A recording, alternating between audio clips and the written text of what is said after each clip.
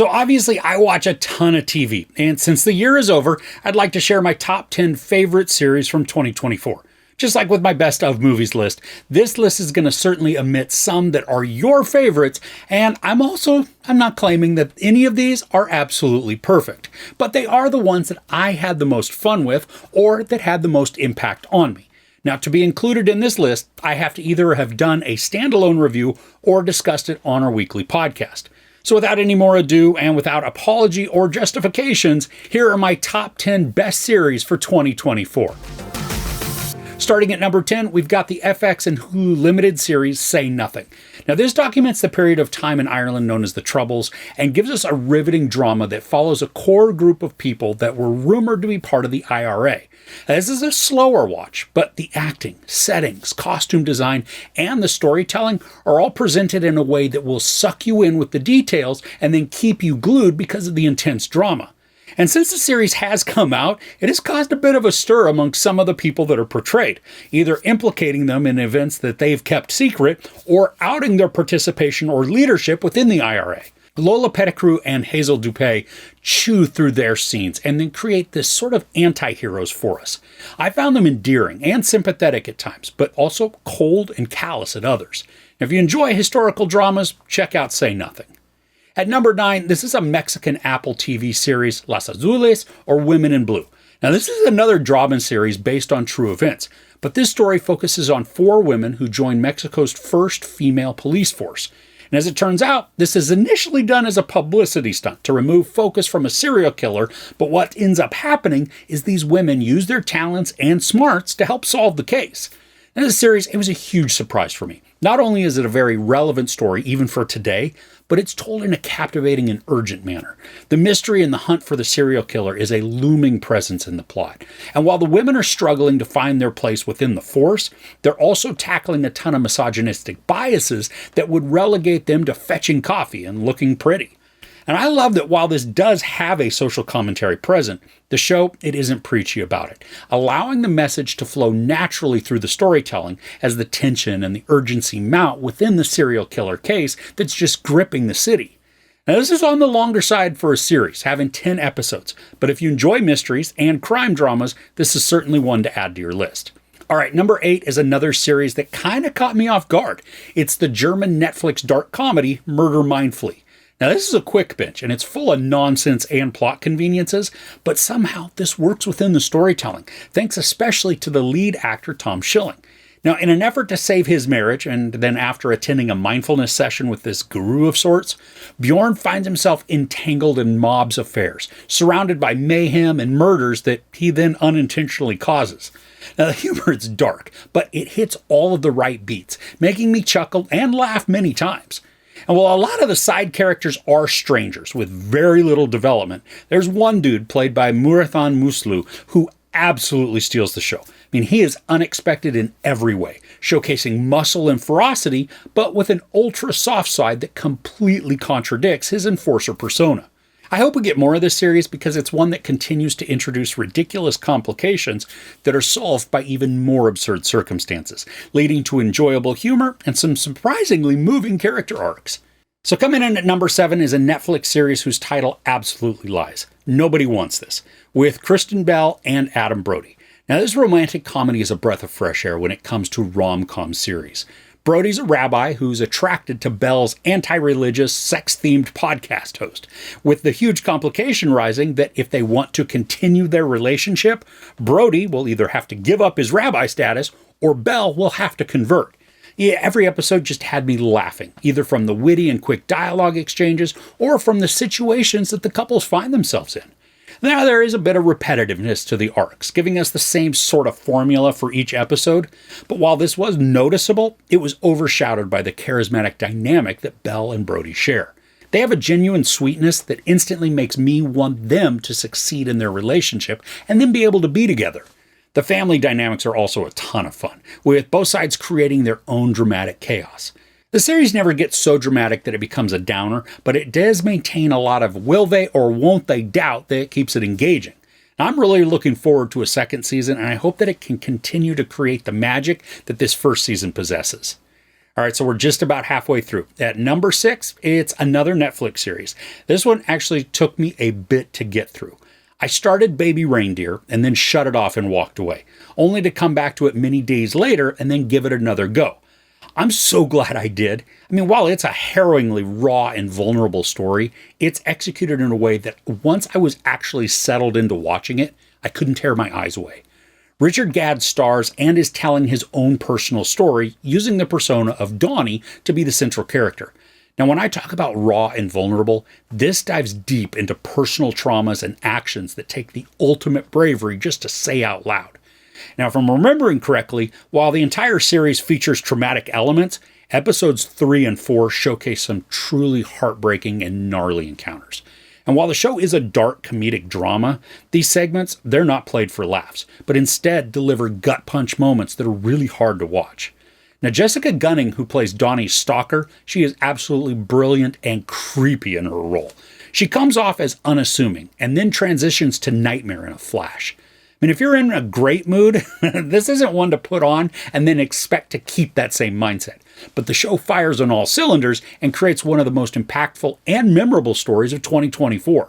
All right, we've now reached the halfway point. Number 5 in my top 10 best series for 2024 is Season 4 of Prime Video's The Boys. This continues to be an outright ballbuster of a show, with this season quadrupling down on its social commentary. I mean, this has always been a criticism of ultra-conservative hypocrisy, but showrunner Eric Kripke confirmed that his message for the series is a political skewering of Trump and all of the right-wing conservative bros.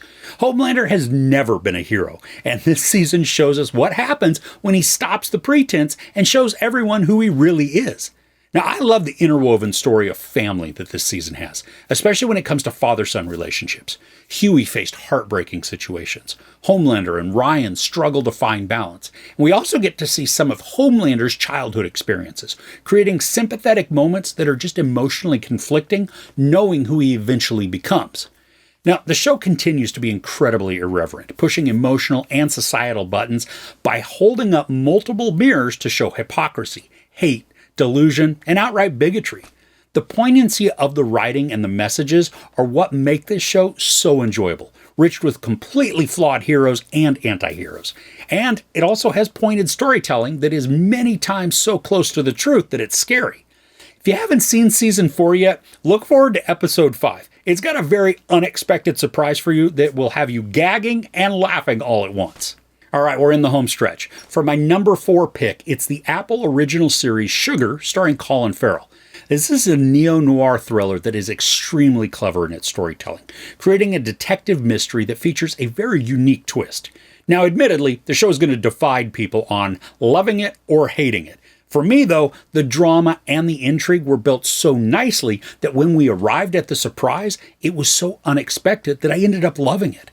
There are also several quirks within the presentation, which kept me a bit off kilter and in suspense of what other mystery is taking place that we're not seeing. Now, these compounded the intrigue, creating additional complexities to a story that was already full of questions. There's also a certain plot similarity to the film Chinatown, making a bit of the mystery feel less than original. But Farrell fully embodies the role of old-school PI, without any of the misogyny or chauvinism. There's fun action, and the filming style is immersive and beautiful, allowing the scenery to create the allure for the town, masking the ugliness that is typically contained within the homes. Now, this ended up being a huge surprise, and hopefully you'll fall into the category of loving this series and the twist like I did. Now for number 3, Prime Video's Them, The Scare. Now, the first season of Them was traumatic and harrowing. It was executed brilliantly and very disturbingly entertaining. It's not a happy viewing, but I was totally on the side of taking out the racist white neighbors at every turn. Now, for this follow-up chapter, this is tied to the first season, but it takes place closer to the present in 1991. Deborah Oyorinde returns for this second season, but now she's playing Detective Reeve. In the first season, she portrayed Lucky Emery, the mother and wife who moved with her family into this white suburb and then discovered the hidden horrors that her neighbors possessed within their mindsets. While we get some good performances from the supporting cast this season, Luke James is a massive standout within the show. He plays this character named Edmund Gaines, and his emotional delivery is terrifyingly captivating. The character is this aspiring actor, and James captures the passion, frustration, and then the eerie focus that makes his character so riveting to watch. Something I really appreciate about this series is that while it works as an anthology, telling two different but similar stories in separate time periods, there is still a connection that ties the seasons together, creating a continuity of emotions and messaging that results in a tremendous horror story.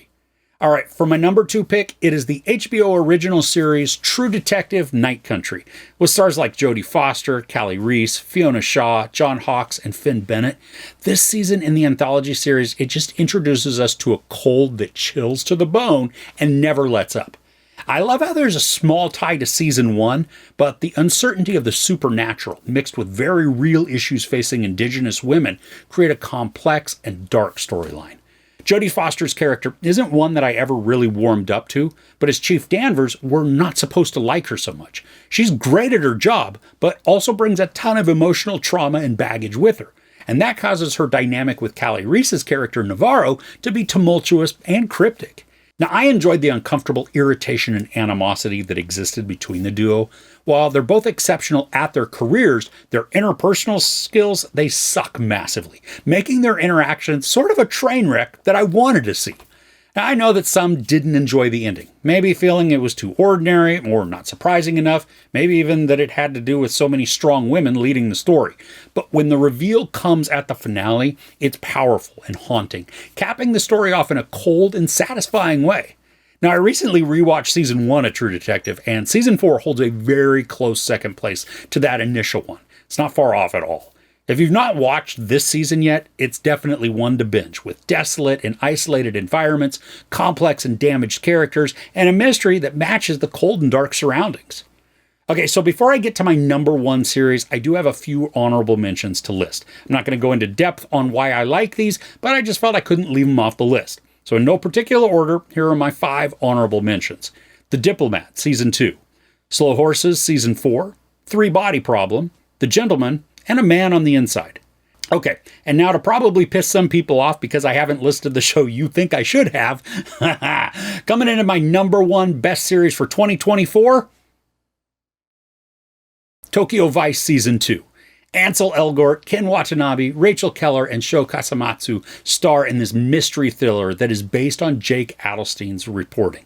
Now, Elgort plays Adelstein, and he teams up at times with Watanabe's Katagiri, a detective who solves crimes, but also works to maintain the balance of the Yakuza so that all-out war doesn't break out. Now, the second season is the conclusion of the overall story that began in season 1. And I love how we are finally caught up to the events that kicked off the series in the very first episode of season 1. Now, the drama in this show, it's exceedingly high, with frustrating characters who carry out actions that create additional complications. The relationships are messy, but they're also captivating with surprisingly endearing characters. Sho Kasamatsu's Soto, he was my favorite of the series, giving us a layered portrayal of a Yakuza who is rising in the ranks, but also striving to be free. Even though this is a slower story that unfolds, it's intense and it's sometimes heartbreaking. There's also a huge sense of justice that's included, leaving us feeling fulfilled, but still not joyously ecstatic. And this was one of those shows that I was craving the episodes. I mean, I was sucked into the world through the neon-lit nights and the clandestine meetings with powerful people who are just working angles and plotting schemes. I mean, definitely put this show on your list if you've never seen it. And if you have seen it, it's probably time for a rewatch. All right, so that's my list. And no, I know, I didn't include The Penguin or Dune Prophecy. I haven't seen The Penguin, and the Dune show just didn't do it for me. I'm sure there are also a ton of others that you feel should be on my list. Hey, though, that's why there's the comment section, right? I want to see your picks. So give me your top 10, your top 5, or however many you loved in the comments below. I'm really looking forward to seeing what you loved this past year. Thanks so much for watching, and I truly hope you have an awesome 2025. If you enjoyed this, please give it a like. Also, don't forget to share and subscribe. I'm Chris. This is Movies and Munchies. Thanks for couching with me.